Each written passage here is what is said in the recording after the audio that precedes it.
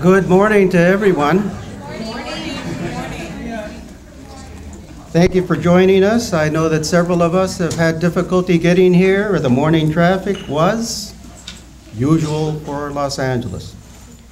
My name is Carlos Aro. I'm the coordinator of the series, the Latino Education Summit series that we've had, and this is year 6 of the Education Summit.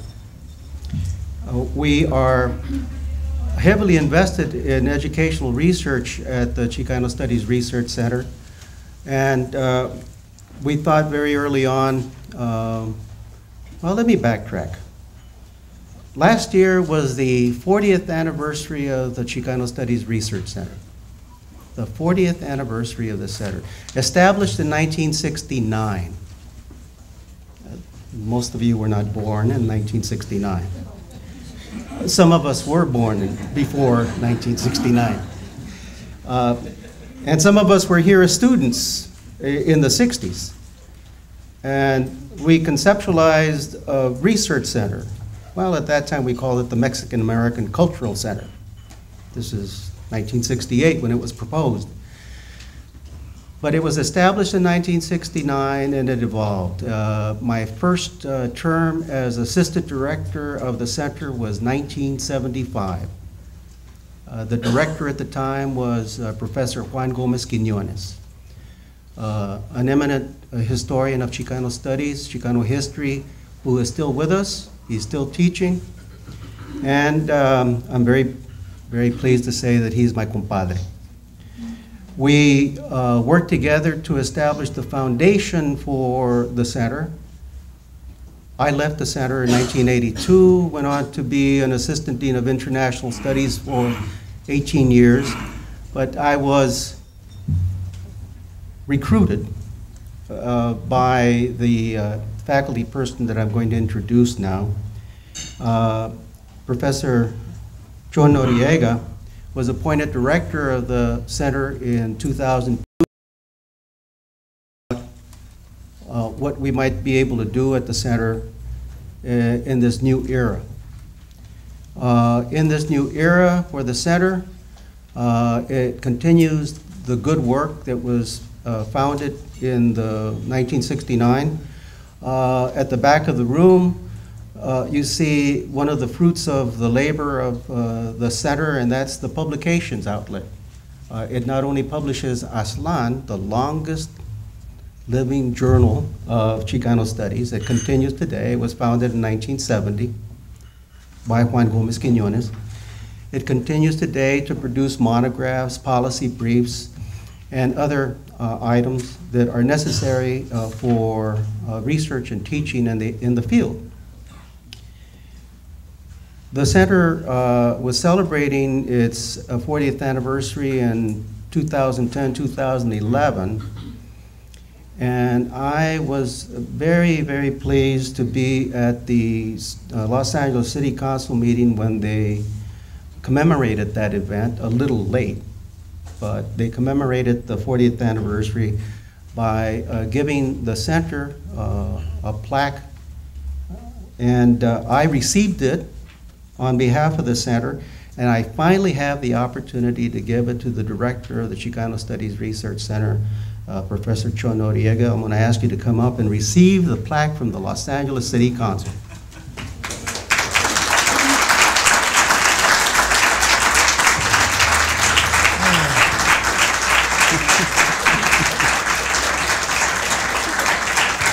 I've held this an awfully long time. I told Carlos he had to bring it back from his home. Am I up here now? You are now up.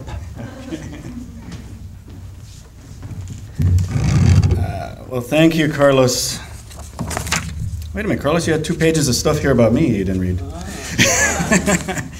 Well, welcome and good morning. On a Friday, I'm just thankful that it's cooling off today, although it doesn't feel like it right now. We've sometimes had conferences where it seems like they're giving out free surfboards because it's become so warm. So we're really grateful that you're here to spend the day with us as part of this annual meeting that we have.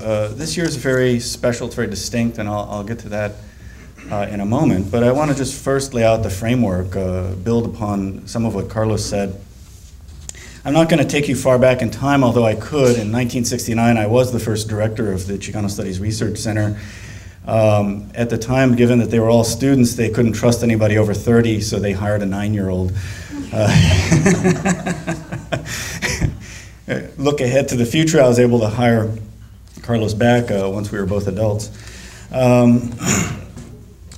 This conference came about in part after recruiting Carlos, who has his PhD from the education department here at UCLA, and had been a long time administrative leader on the campus in areas related to education, first through the center and then the International Studies and Overseas program, now called the International Institute.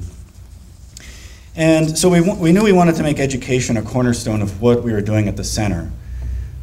We have limited resources, but we have a very broad mission, and our goal is to figure out where are the most important areas that we can focus our energies and try to do something that really could not be done otherwise, just given the role that we have here at UCLA and the history of the center and the mission that we have.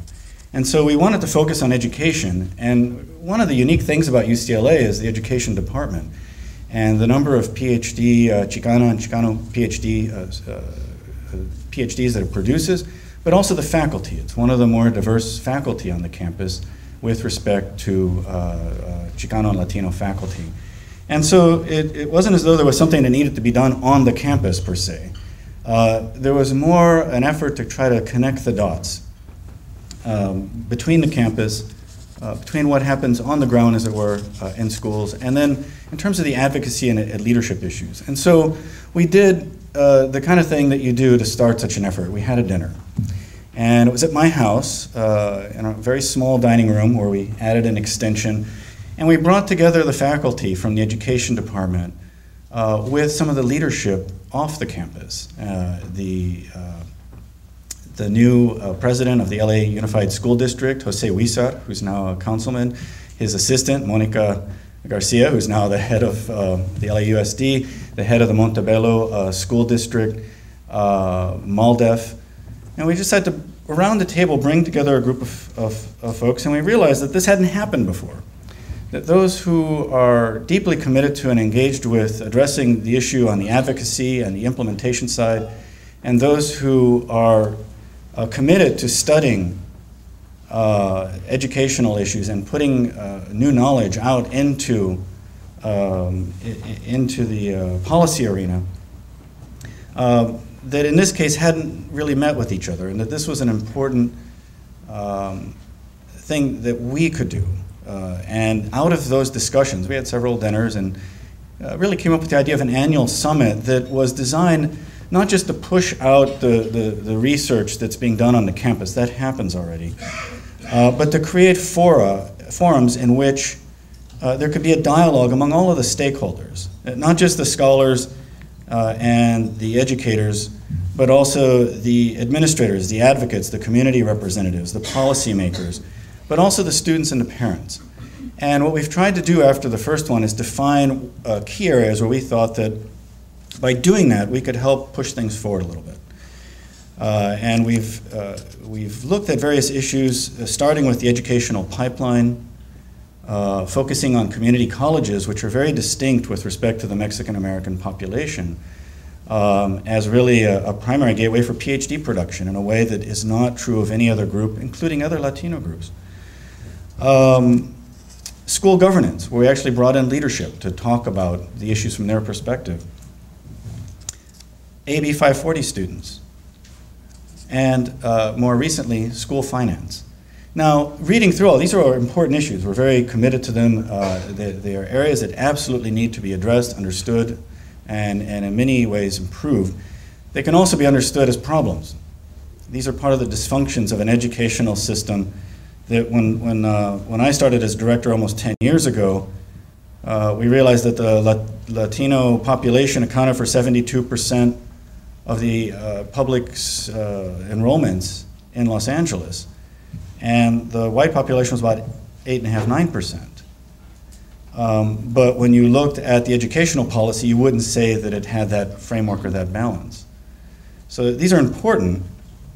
We're really excited this year to be teaming up with the Civil Rights Project, and in particular Patricia Gandara as a still relatively new faculty member at UCLA, to really define a fundamentally different approach that we think is going to be very critical.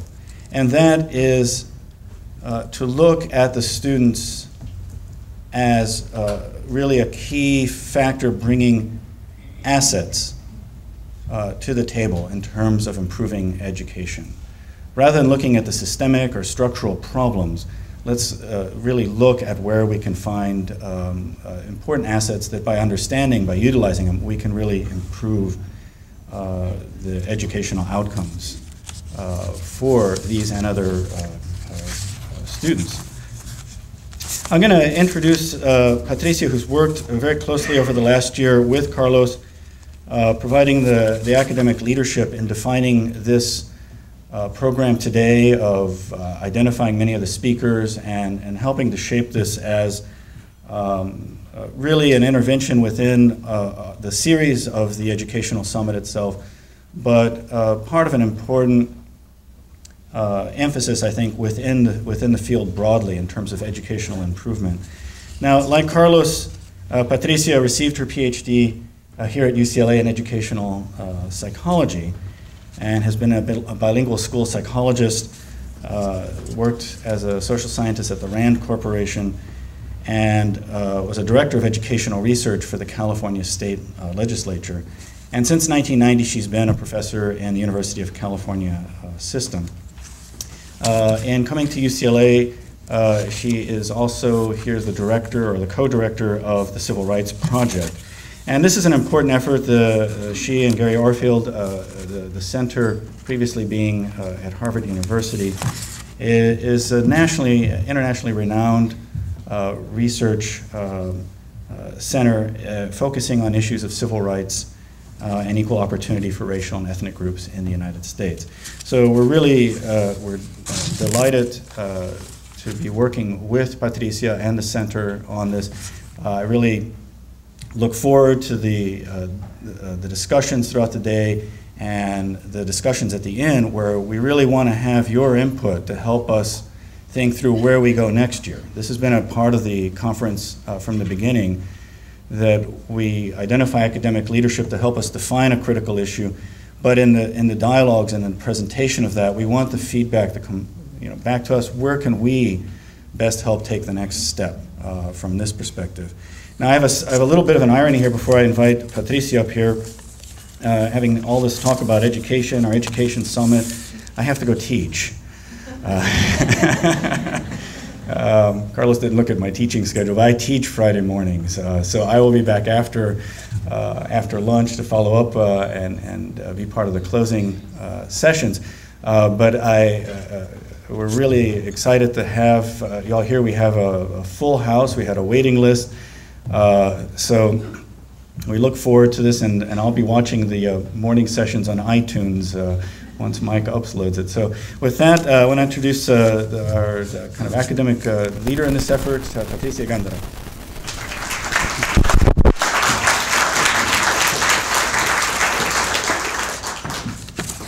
Buenos días. I want to thank you first, all of you, for being here at the 6th Annual Latino-Latina Summit.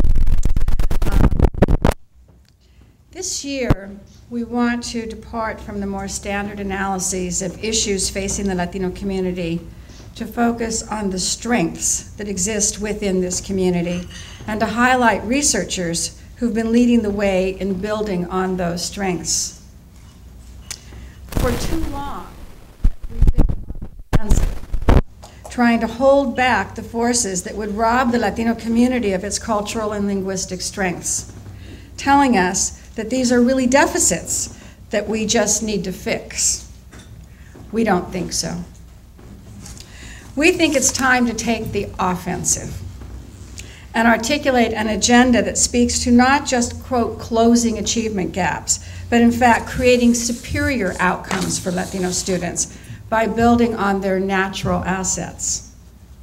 Too many years of trying to fight off the English-only and anti-immigrant groups has led us to conclude maybe we can't win at their game, but we can win at our game.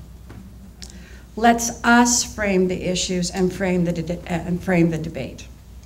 That's what today is about. The people on the panels that you're going to hear from today are some of the foremost researchers and intellectual leaders in the nation.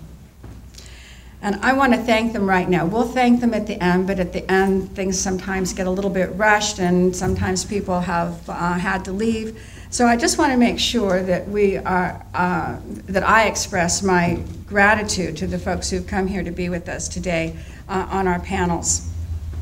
It's a hassle to travel here, and many of them have traveled from a distance, to give up a day or two for the conference, to get here in time and be here for the conference, and untold time preparing for it. And in a state university like ours, with ever-shrinking budgets, we cannot really compensate them for their time. They're here because of their commitment. And they're here because they believe that you, armed with the right information, can make a difference for the millions of Latino kids who are our future. We'll introduce all of the panelists before they speak, so I won't go into that now, but let me just say right now, thank you so much. Thank you so, so much for taking the time, for putting in the effort to be here with us today. I'm deeply indebted to you, we all are, for the amazing work that you do and for the gift of sharing it with us. I also want to thank, as I will later, Carlos Otto and Lori Ressman. I think Lori is still out there at the front desk receiving people. We wouldn't be here if it weren't for all the work that they have been doing behind the scenes over the last year. So I hope that today is the beginning of something new for all of us, for thinking more deeply about the assets that we all bring to the table and how we can begin to assert those assets in education and in the public sphere. The speakers today will each speak for about 15 minutes, and we're going to try and stay very strictly to that because we really want this to be a conversation with all of you as well. So we've planned the day with lots of opportunities for comment, question, answer, and interaction with the panelists. I want you to all have full benefit of the amazing people that we have with us here today. Thank you, and I think at this point, is Rachel here? Oh, good, okay, thank you. What I want to do now, then, is to introduce to you one of those amazing people who's with us today, and that is the Dean of our law school, Rachel Moran. Rachel Moran is the Michael J. Connell Distinguished Professor of Law at the UCLA School of Law. She is, get ready for this, you guys, she is the first Latina dean of a top-ranked U.S. law school in the nation.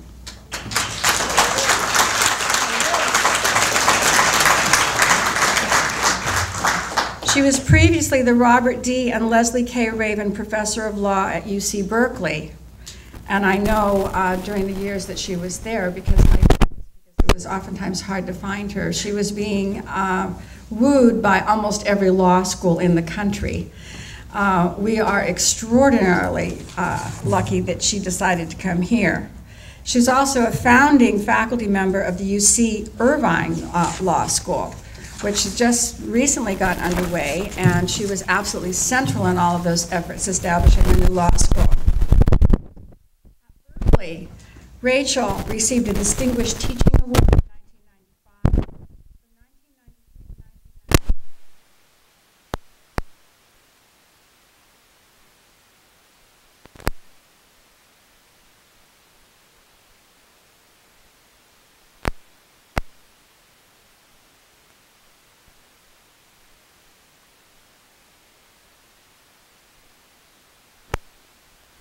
to 1999. personal words about Rachel, whom I have known for so long, I don't remember when I didn't know you, Rachel. But during all of those years, I have personally relied on her so many times for her wisdom and for her knowledge. Simply put, I consider Rachel one of the smartest people I've ever known, and one of the most generous. I can't remember her ever having said no to any request I have made of her.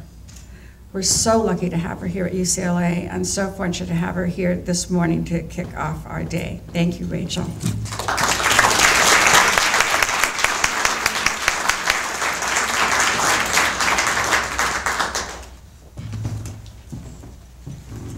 First of all, I wanted to thank Patricia for that generous introduction, and I also wanted to thank Patricia and Sean for inviting me to speak today and for putting this wonderful Latina-Latino Education Summit together.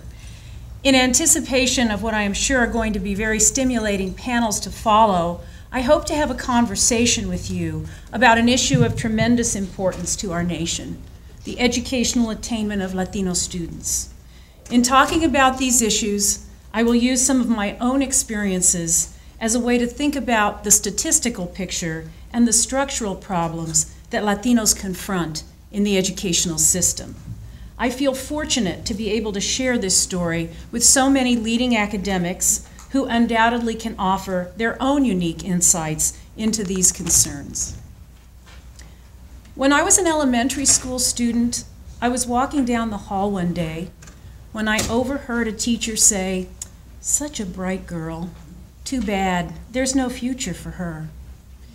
Even then, I knew that her prognosis was all wrapped up in perceptions of my Mexican ancestry and identity, a status that would leave me on the outside looking in, no matter what my abilities or efforts were. What I don't think that teacher appreciated, though, was how devastating it felt to be written off before I had reached 8 years of age. But America was a greater country than she had imagined. At night, I would go home to watch scenes from around the nation on a remarkable new invention called television. I saw the images of people chanting, being pulled apart, and coming back together, facing down force by meeting violence with nonviolence, and, in the process, demanding that America live up to its promise as a democracy rooted in principles of equality and liberty.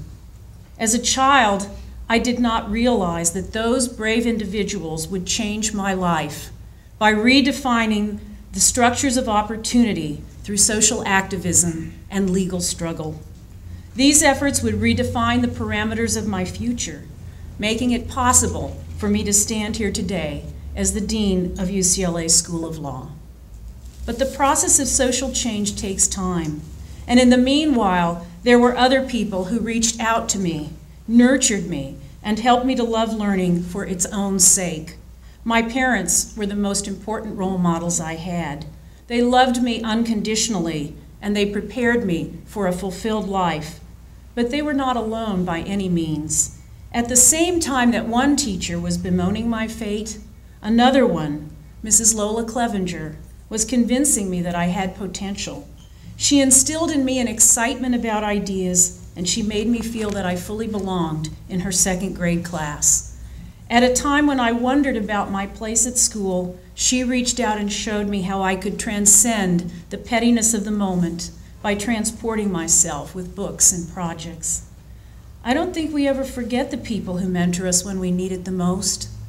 I certainly have not.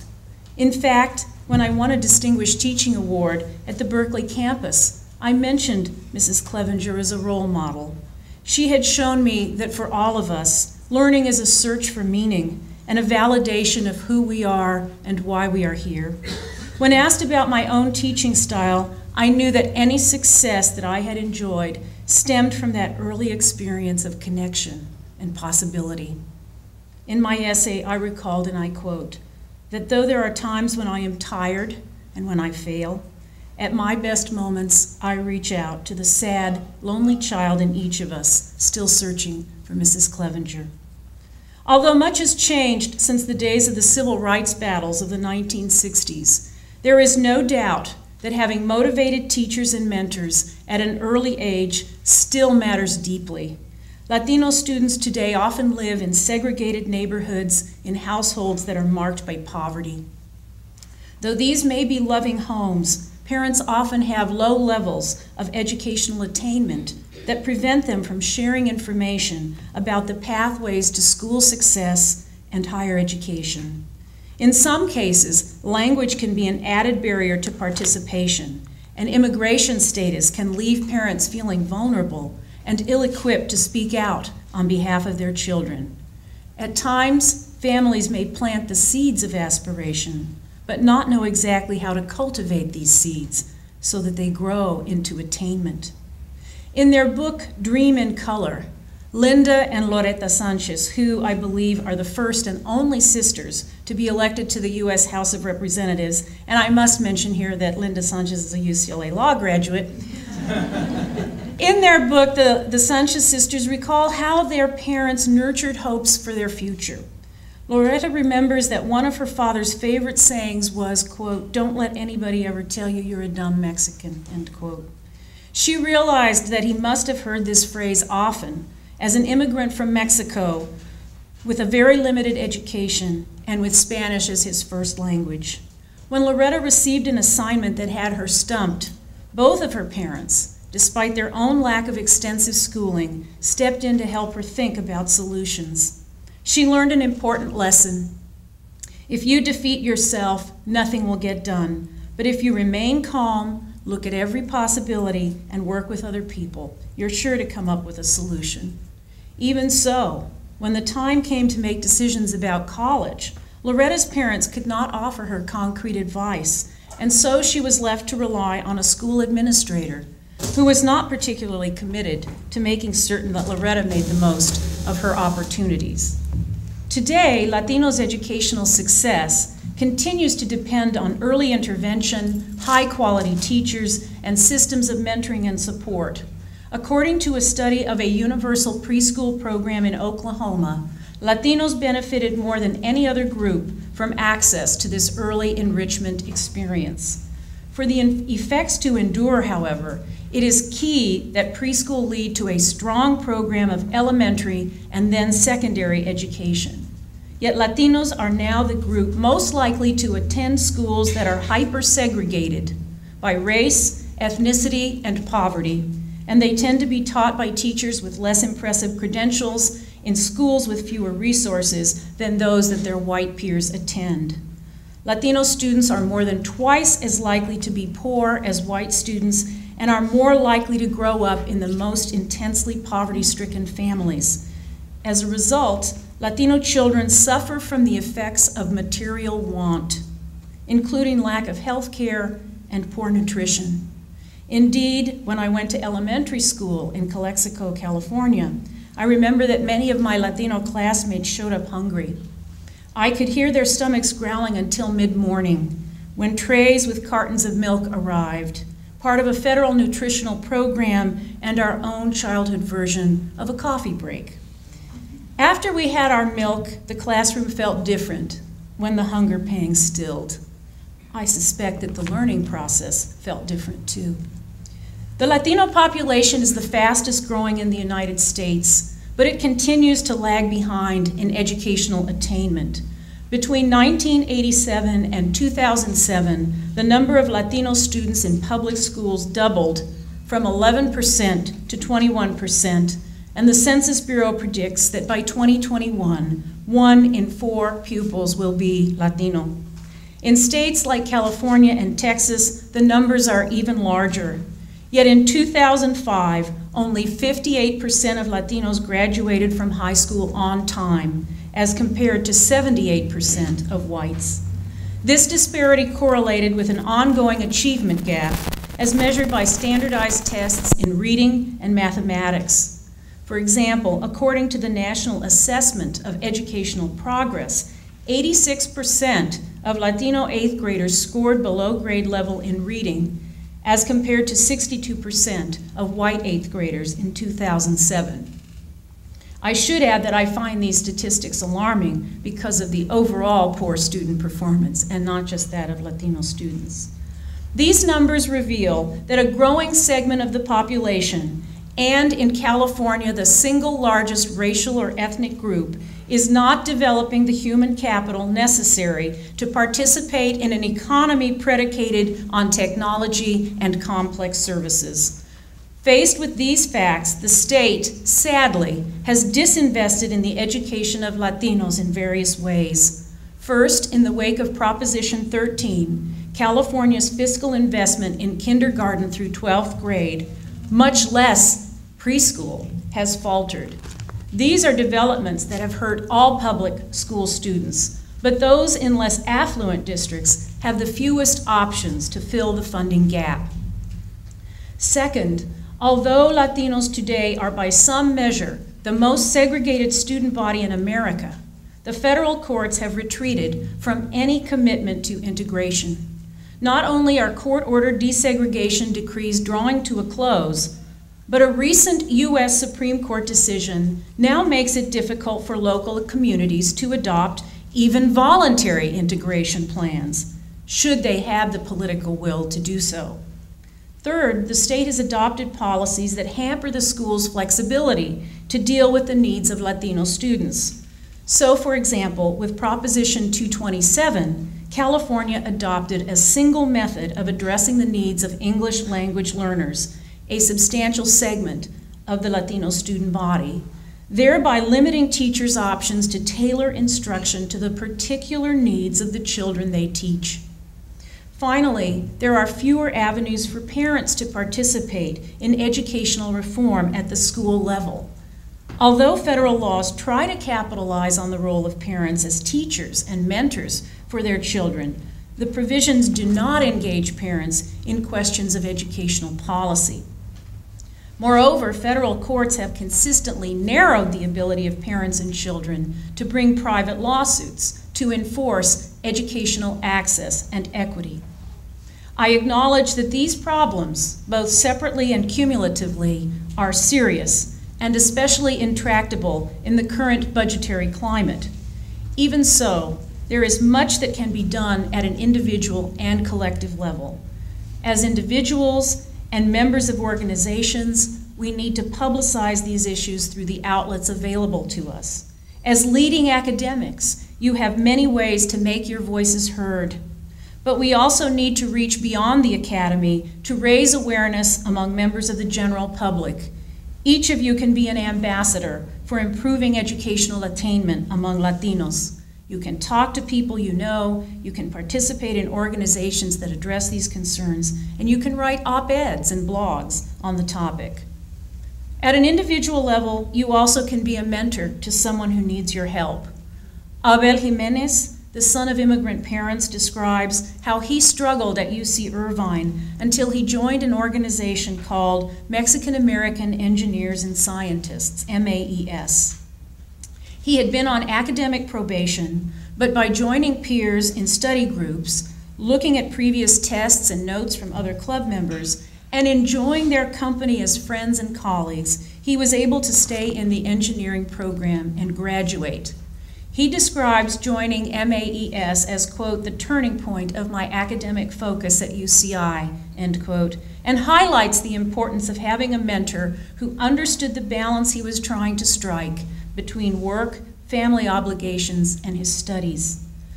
His story shows that you can be a resource and make a difference in someone's life, much as Mrs. Clevenger did in mine.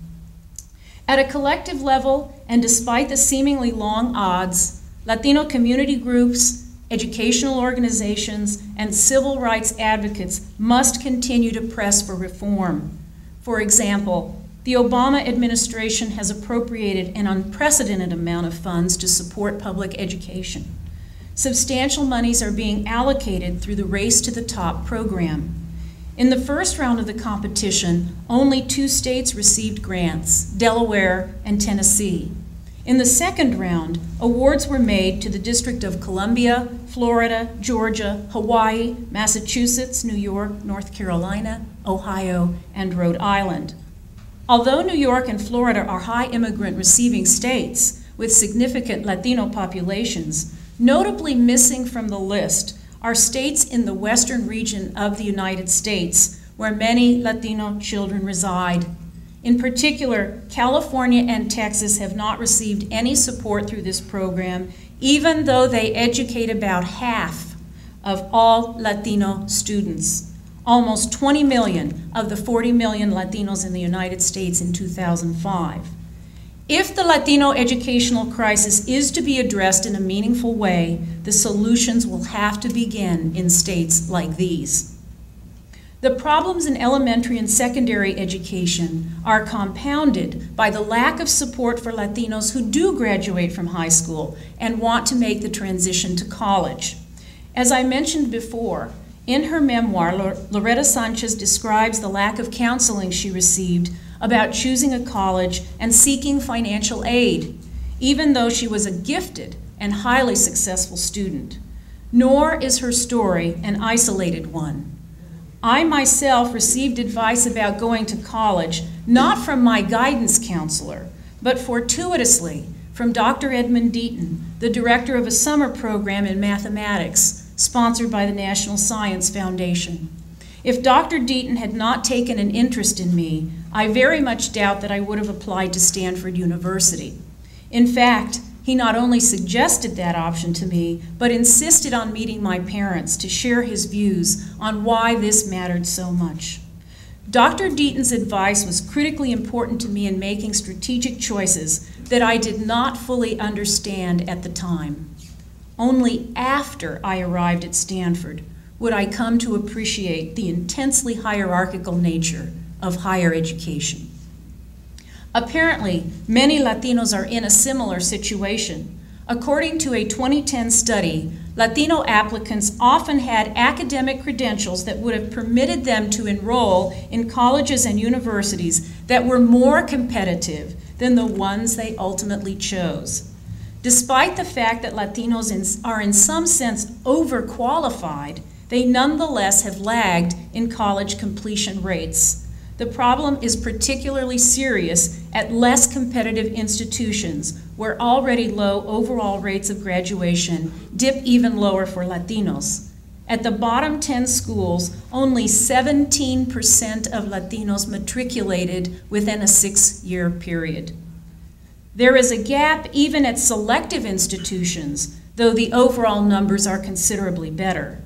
Consider, for example, the University of California at Berkeley, where 88% of whites graduate within 6 years, but only 79% of Latinos do, a gap of 9%. An even bigger problem in California is that many Latinos enroll in 2-year rather than 4-year colleges and then never transfer to an institution that will permit them to earn a bachelor's degree.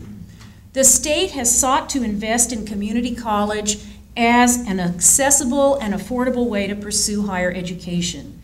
In the late 1990s, California added 800,000 seats at 2-year institutions, but expansion at 4-year institutions came to a halt.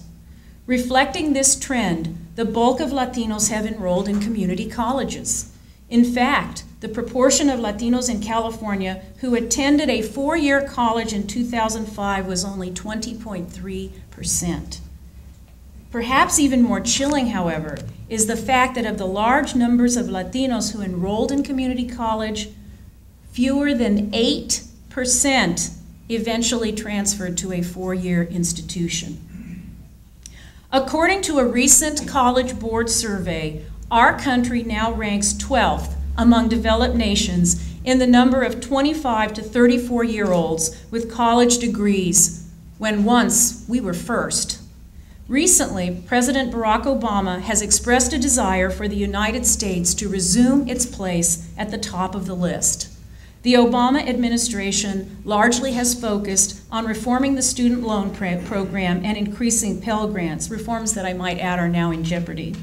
Clearly, given the large number of students who are working to pay for the rising cost of a college education, these are important steps.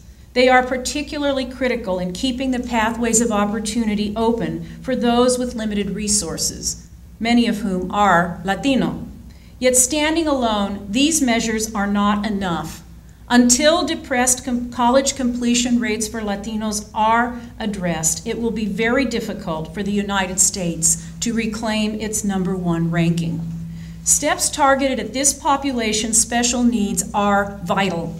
For example, the federal government might consider rewarding schools based not just on how many students they enroll, but on how many they graduate. Several scholars have suggested that retention of Latino students become a criterion for designation as a Hispanic serving institution and the additional federal dollars that come with that status.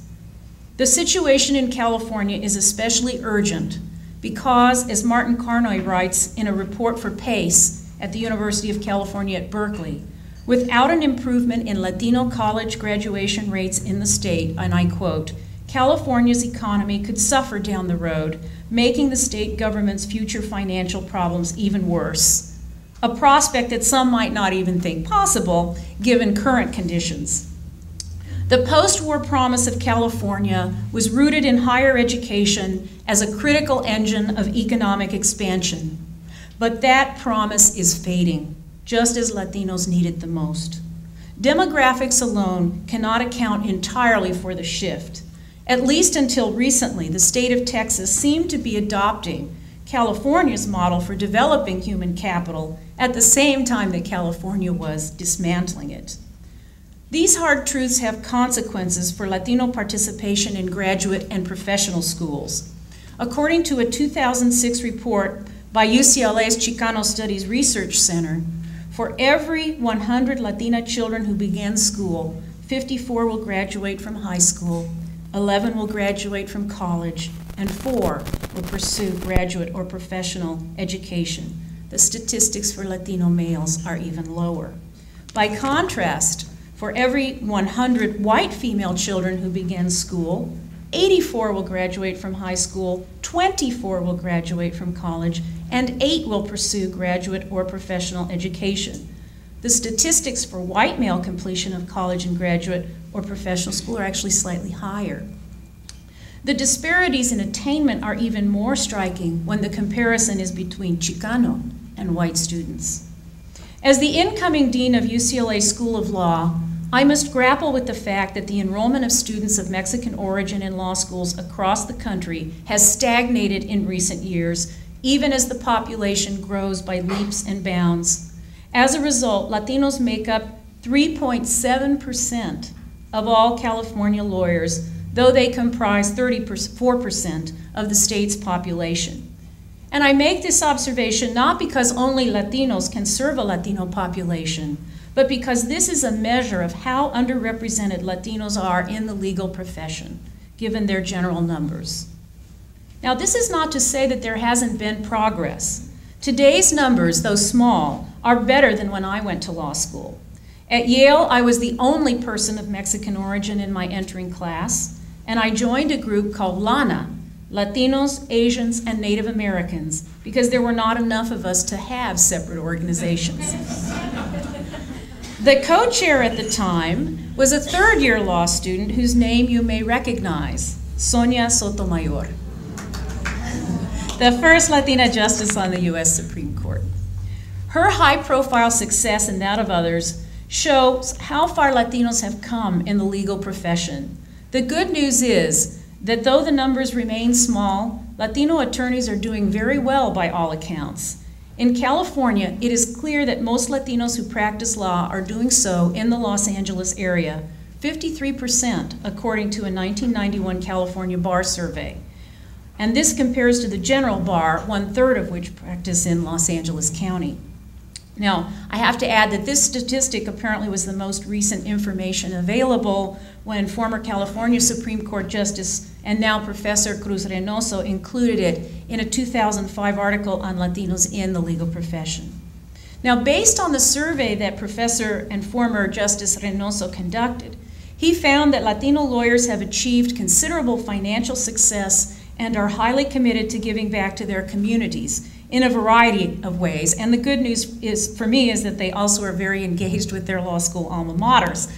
Recently, I attended an annual gala and scholarships awards ceremony sponsored by the Mexican American Bar Foundation in Los Angeles. The amount of money raised to support law students, including many at UCLA, has grown tremendously over the years, and the turnout that night included a stellar array of leading attorneys from all sectors of practice, judges and other public officials, deans and professors, as well as students and their families. For me, the event was an inspiring example of the mentoring and support that one generation can offer to the next. I, for one, left feeling energized and affirmed by the event. In the end, investment in higher education is an act of optimism. It demonstrates a faith in the future and in the possibilities of coming generations to achieve even more than their parents and grandparents. Lately, in the media, there have been comments that America has lost its mojo, that it has gone from being a can-do country to a make-do nation. There is some notion that we simply cannot afford high-quality education anymore. It's too expensive. Unfortunately, we may find that we have paid a very high price because we confused a necessity with a luxury. Latinos have a special stake in this debate as a young population dependent on education to prepare them for work and citizenship. But the stakes are high for everyone. We must make sure that our nation remains competitive in an increasingly global market for human capital. Together, we can work to preserve educational opportunity, and we can recognize that mojo is not something handed down from on high, but a power that we find within ourselves. Thank you.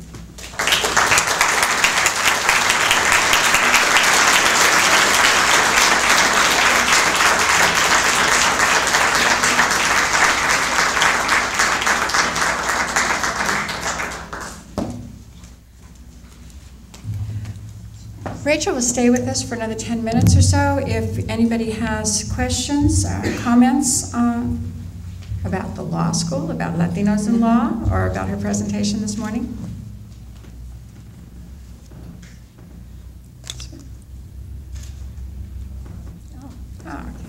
Actually, a comment and then a question. The comment in terms of the organization, Lana, I just thought it was really funny because, you know, you always associate being an attorney with a lot of money, a lot of lana. So. Okay. You know, I have to tell you, Forbes did a recent survey at UCLA School of Law. Was ranked the 9th highest ranked law school if you want to get rich. So I guess the lana thing has some perks. You know, I know that, you know, when you come into a certain position, there's also a responsibility for us to put our community into higher positions of opportunity and leadership. So now that you have this really grandiose opportunity yourself, being the dean of the UCLA School of Law, what are your plans in terms of increasing the number of Latinos into UCLA law? Well, I think, first of all, it's clear that rising tuition has become a threat, generally, to access. And as a public law school, I believe we've had core traditions of excellence, innovation, access, and service. And we have pursued excellence and innovation without ever sacrificing access and service. We've combined our academic freedom with academic duty. That balance is in jeopardy. And so we are actually in the midst of a major endowment campaign. We're trying to raise $100 million. We're over $87 million toward the goal. But I want, in this last phase, to prioritize student support in the form of scholarships, because I think it's vital. I think it's vital not just for access, but for excellence.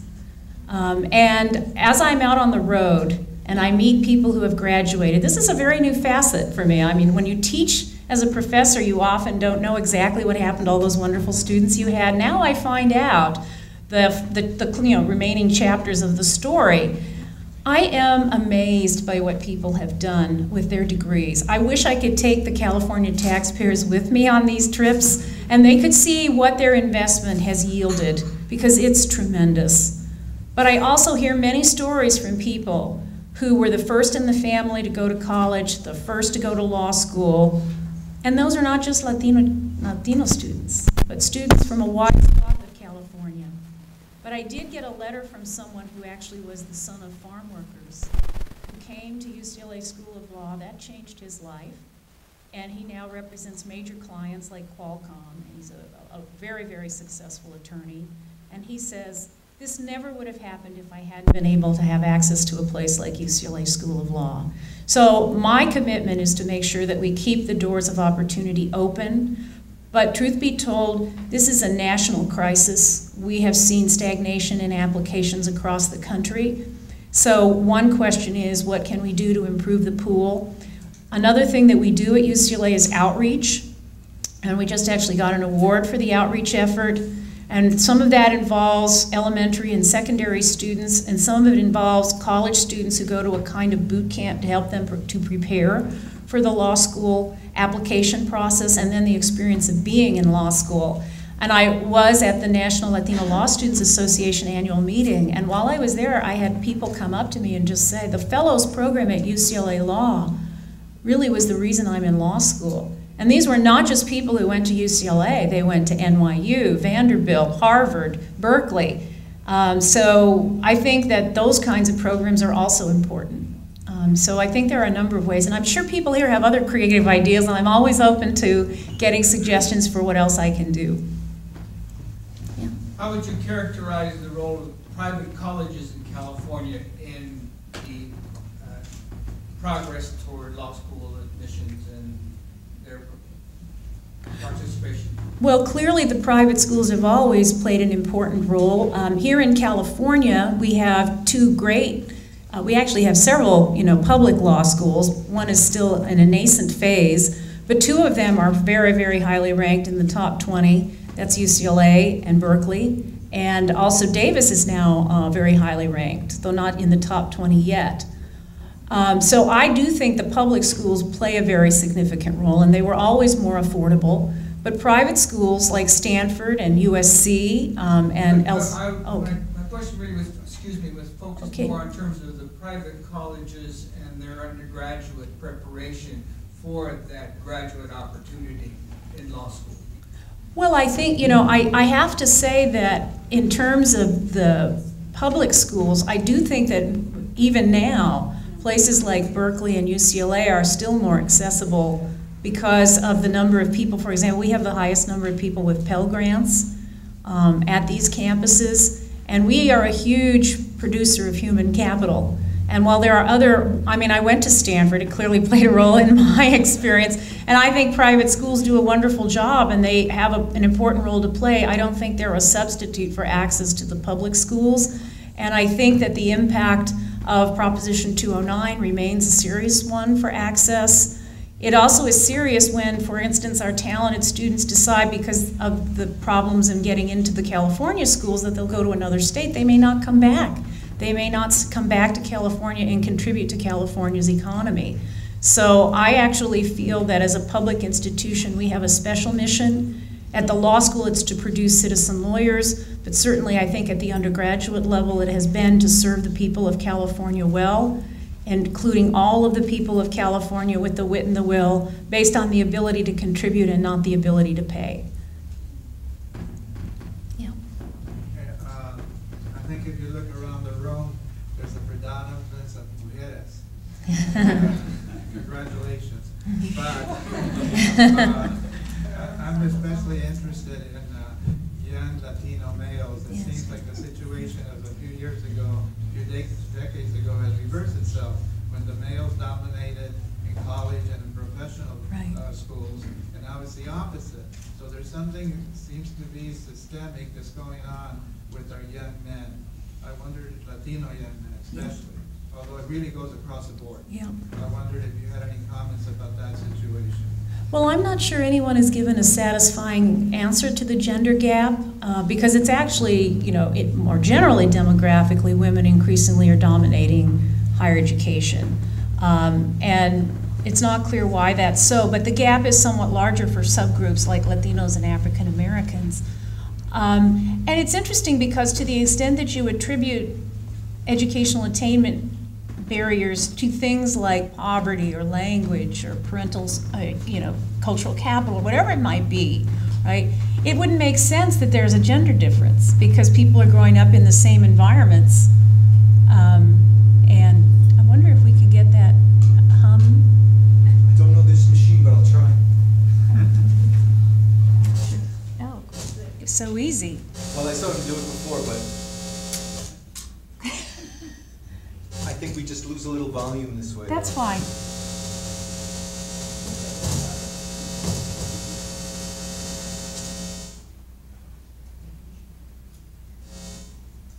Okay, go. Okay, great. So I don't have any amplification, but I think you can hear me. I think that one of the puzzling things is why a brother and a sister who grow up in the household will have different levels of educational attainment. I think that's a question that no one has answered satisfactorily yet. So I think it's certainly worthy of further study. I'm sure many of the people in this room are qualified to do that. But I actually had recently done a review of the literature on Latinos in higher education, and I was reading articles that say that there's just no clear-cut explanation at this time for why two people who grew up in the same household end up having very different educational trajectories, which appear to correlate with gender, but so far people aren't clear what else is involved. Yep. I would like you to comment on some things that I've been reading lately.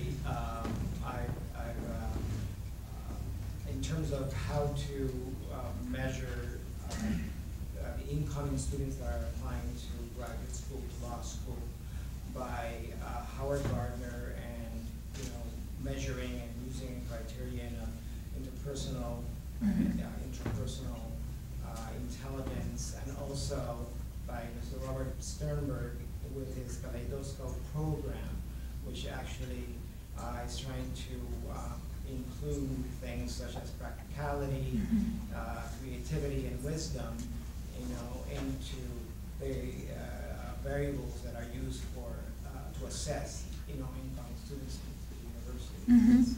Well, it's very interesting because one of my colleagues at Berkeley, Marjorie Schultz, along with Sheldon Zedek, who was also at Berkeley, were working on trying to retool the criteria for admission by looking at what are the skills that lawyers actually need in practice, and then using those to create instruments. And they continue to work on that. But at this point, I think that the LSAT remains an extremely influential criterion, in part because the U.S. News and World Report ranks law schools based on the median LSAT of the entering class, and so that's been treated as synonymous with selectivity. And the U.S. News has just had a very big impact on legal education, because your alumni watch it, the students watch it, faculty watch it. It's harder to recruit if you're not highly ranked. It's harder to recruit students, it's harder to recruit faculty, and it's also harder to get alumni to feel happy when your rankings aren't what they want them to be. So long as we have an indicium of that power in the legal marketplace, I think it's going to be very hard to innovate unless it's done collectively, because any school that does it alone is going to suffer a lot of consequences, which probably won't be sustainable because you did it alone. So there have been discussions about, should law schools somehow extricate themselves from U.S. News, and how would that happen? But there's never been a sufficient number willing to coordinate that effort. And to be honest with you, for it to work, I think it would have to be at the top that it happened. If Harvard and Yale and Stanford are all ready to disarm and try different things, then others would be more willing to do it. But if it doesn't happen at the top, everyone else feels like, well, then we'll just suffer more as a result of trying to be different. The American Bar Association is in the midst of what's called a standards review process. As part of that process, it has proposed but has not yet adopted a provision that would mean that you no longer had to use the LSAT in your admissions process as the sole instrument of measurement, or even an instrument of measurement. But no one quite understands what the alternatives might look like, and no one understands whether that would have any impact so long as UCLA continues to use the LSAT as the gold standard of selectivity along with GPA.